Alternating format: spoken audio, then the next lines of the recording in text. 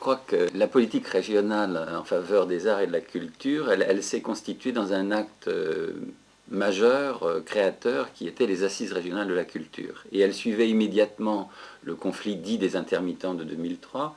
Et donc c'est une politique qui s'est construite en résistance aux logiques dominantes. Et nous tenons beaucoup à cela.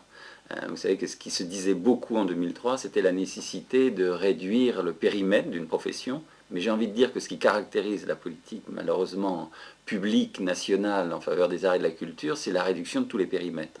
Donc on dit qu'il y a trop de théâtre, il y a trop de créateurs, il y a trop de techniciens du spectacle, mais on dit aussi qu'il y a trop de films, il y a trop de livres, par exemple. Voilà. Et ça, c'est fondé sur quelque chose que Nicolas Sarkozy a très bien signifié dans la lettre de mission qu'il a donnée à Mme Albanel, c'est-à-dire l'idée qu'il faut satisfaire la demande. Et à partir du moment où on satisfait la demande, sans poser la question de savoir qu'est-ce que c'est cette demande elle est la plupart du temps formatée par les grands médias et par les industries culturelles qui veulent vendre des produits et non pas diffuser et faire partager des œuvres.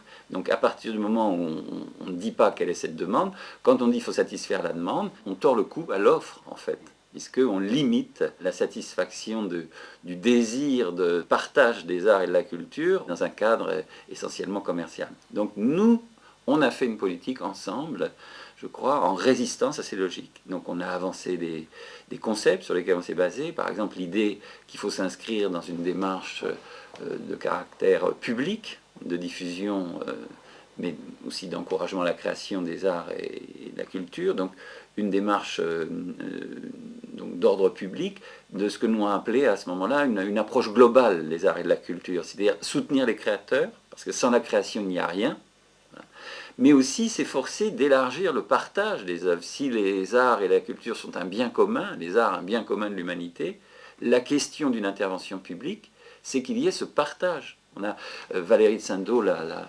rédactrice de Cassane, a une très belle formule quand elle dit que la culture, c'est ce qui permet de faire circuler l'art. Je crois que c'est une bonne hiérarchie des valeurs. C'est-à-dire qu'encore une fois, l'art et la création est centrale.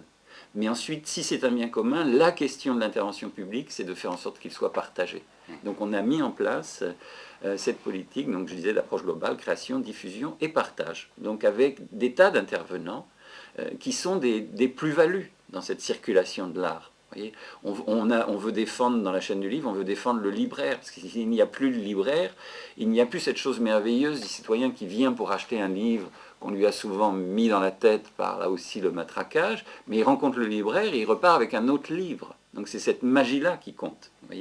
C'est dans le domaine du cinéma le fait que la révolution numérique risque, lorsqu'il va y avoir une bascule dans la création cinématographique, risque de mettre en cause les salles indépendantes, parce qu'elles n'auront pas les moyens de s'équiper, et donc il faut une intervention publique, bien sûr, pour les aider, parce qu'il y a besoin à la fois de l'œuvre cinématographique, mais il y a besoin du lieu, la salle, qui permet le partage. Donc c'est cette politique-là qu'on a mis en place à la région. On a aussi, je crois, développé l'idée qu'il fallait qu'on concentre l'aide publique sur les porteurs de projets artistiques. Donc pas être dans un partenariat avec les collectivités territoriales. Certains de mes collègues me l'ont reproché, même si nous aidons bien sûr les collectivités pour tout ce qui est investissement, construction d'équipements. Mais là, donner l'argent aux porteurs de projets artistiques, lui permettre d'avoir cette garantie de liberté que donne la durée, puisqu'on a des conventions triennales, et les moyens publics pour pouvoir chercher, pour pouvoir prendre des risques, pour pouvoir avoir le droit de rater. Voilà, parce que la création, dans tous les domaines d'ailleurs, c'est ça aussi, c'est cette recherche. Et si on tue cela, alors il ne reste plus que les produits formatés, vendus. On a effectivement rassemblé, je pense, 200 acteurs à peu près de l'action en faveur des arts et de la culture avec, avec Bernard Stiegler. Donc notre idée, c'est de dire qu'il faut qu'on poursuive sur la base de la politique que l'on a développée, mais plus que jamais aujourd'hui, la question de savoir s'il faut une intervention publique renforcée est posée ou pas. Et moi, j'avance l'idée qu'une collectivité comme la région devrait doubler son budget en faveur des arts et de la culture. Vous savez, on est à 90 millions, ce serait 180 millions, on resterait à 4% du budget régional. Donc voilà, il y a besoin de cela, parce que sinon, c'est évidemment les industries culturelles qui l'emporteront. On parle beaucoup de biodiversité. par rapport au réchauffement climatique et par rapport à la dégradation des écosystèmes vivants, est-ce qu'on ne pourrait pas hasarder cette métaphore sur justement ce terrain de la culture, à savoir qu'aujourd'hui, il y a nécessité, compte tenu de l'appauvrissement des formes culturelles par rapport à cette culture dominante du marché, de garantir, de permettre que soit sauve justement une pluralité de formes culturelles, donc en quelque sorte de garantir une biodiversité culturelle, pour utiliser un peu cette métaphore chatoyante. Oui. Il y a une très belle idée dans votre métaphore, c'est l'idée que, voilà, il faut qu'on choisisse, ou bien on veut une espèce de monoculture, ou bien on est pour réellement la diversité. Or, toute l'évolution de ce qui se passe aujourd'hui dans ce champ-là est évidemment très préoccupant. Il y a d'abord ce que j'avais dit sur la consigne de Sarkozy à Mme Albanel et donc à Mitterrand aujourd'hui, mais d'une manière générale, il y a des phénomènes qui tendent à réduire la diversité justement de l'offre. Et donc on est dans un territoire de monoculture guidé par le marché. Voilà. Vous prenez la question d'Adopi, par exemple. Le problème, on le sait, n'est pas de préserver le droit d'auteur. Évidemment, il faut préserver les droits d'auteur. Bon. En sachant d'ailleurs que le compromis qui est fait depuis des années n'est pas très glorieux pour les auteurs, donc il faudrait même aller plus loin. Mais il faut rechercher des formes de mutualisation sociale de leur rémunération. Mais le vrai enjeu d'Adopi, c'est pas là. C'est pas de préserver l'auteur, l'objet des forces qui ont mis en place cette loi Adopi.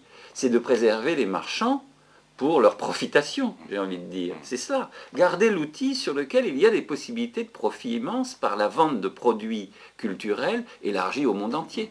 Comme dit Rifkin, l'âge de l'accès, oui. capitaliser tout ce qui n'est pas encore. Absolument. Et vous avez, par exemple, vous avez, si vous voulez, si on veut de la diversité, encore une fois, il faut poser les problèmes d'un partage social de l'art. Bon. Si on veut vendre, la question c'est d'avoir les circuits les plus courts entre celui qui crée le produit, et évidemment il faut bien qu'il y ait quand même un créateur au départ, mais avec une industrie qui essaye de le formater, celui qui crée le produit et le consommateur. C'est ça le lien le plus direct.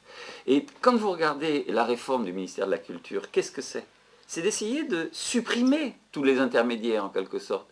On passe de 10 directions à 3. Vous avez d'un côté le patrimoine, de l'autre, ça s'appelle le soutien aux industries culturelles, et au milieu, on a rassemblé plein de choses sur un truc qui s'appelle la création, et qui est l'objet d'une baisse des crédits pour l'année prochaine. Et donc on voit bien comment est organisé cette espèce de laminage. Voilà. Et ce qui est terrifiant, c'est que le patrimoine, on le vend. D'abord, on transforme les musées en marques, et on les vend à l'extérieur, mais on vend le patrimoine aussi à Google, avec les moyens de numérisation formidables qu'il a. Donc on rentabilise en quelque sorte tout notre patrimoine culturel est rentabilisé. Et de l'autre côté, on cherche, sur Adopi et sur d'autres endroits, on cherche à privilégier, encore une fois, ceux qui vont profiter, en quelque sorte, de la diffusion des œuvres culturelles. Donc il y a un vrai enjeu. Et si on veut donc nous être du côté de la diversité, alors il faut vraiment s'attacher, encore une fois, à cette question de l'intervention publique pour le partage. Voilà. Ça, je crois que c'est complètement essentiel. Donc, pas seulement encourager la création qui est essentielle, mais encourager tout ce qui concourt à cette diffusion. Donc c'est ça le cœur de notre travail. J'étais hier, bon, pourquoi pas prendre cet exemple, j'étais hier au théâtre de Cergy, un Marivaux était monté, mais ce qui est extraordinaire, c'est qu'il y a 150 lycéens sur 250 spectateurs, et qu'après, ils restent pour parler, les 150 restent pour parler avec les acteurs, avec le metteur en scène. Donc c'est ce partage qui est essentiel, qui va les conduire à justement être dans des pratiques culturelles qui permettent de s'approprier les œuvres et d'échanger, donc de se transformer au travers de cette appropriation. D'une certaine manière, puisqu'on a des amis en commun extraordinaires comme ce grand poète philosophe qui est Édouard Glissant, j'ai envie de dire que ce qu'il nous dit sur la nécessité de la relation, la philosophie de la relation entre les êtres humains, c'est au cœur aujourd'hui de ce qu'est l'activité artistique et culturelle. Et c'est exactement le contraire de cette société capitaliste, marchande, qui veut nous imposer que des normes économiques. Voilà.